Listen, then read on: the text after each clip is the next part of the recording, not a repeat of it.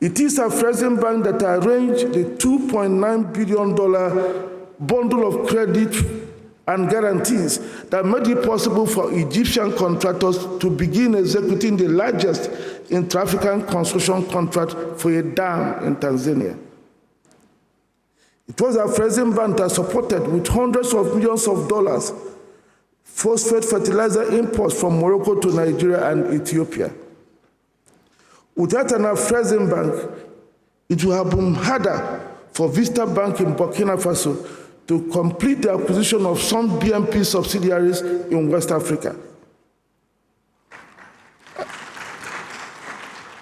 Afreximbank and the AFCFTA Secretariat have established the AFCFTA Adjustment Fund intended to, among others, compensate eligible countries for tariff revenue losses arising from the new trade regime that the AFCFTA presents.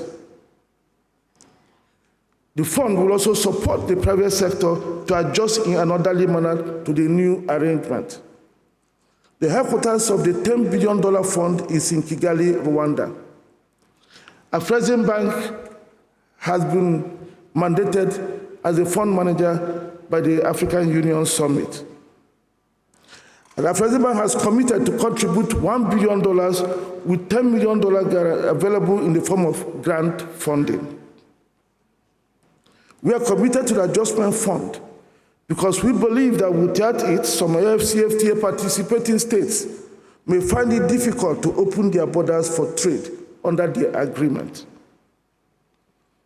We're also working with the African Regional Standards Organization to harmonize trade standards across Africa.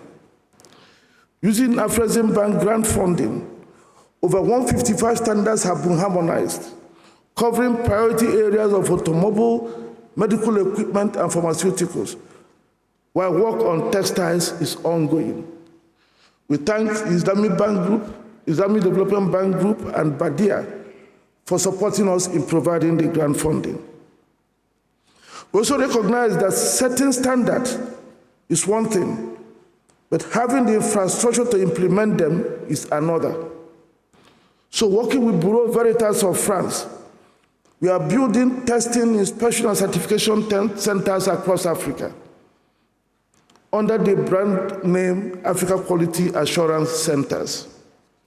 The first project has been completed in West Africa, and others are underway in North and East Africa. In the next 4 years, we expect Africa Quality Assurance Centers to be dotted all over the continent, so that we can then begin to trade amongst ourselves with no problem with the non-tariff barrier that standards presents.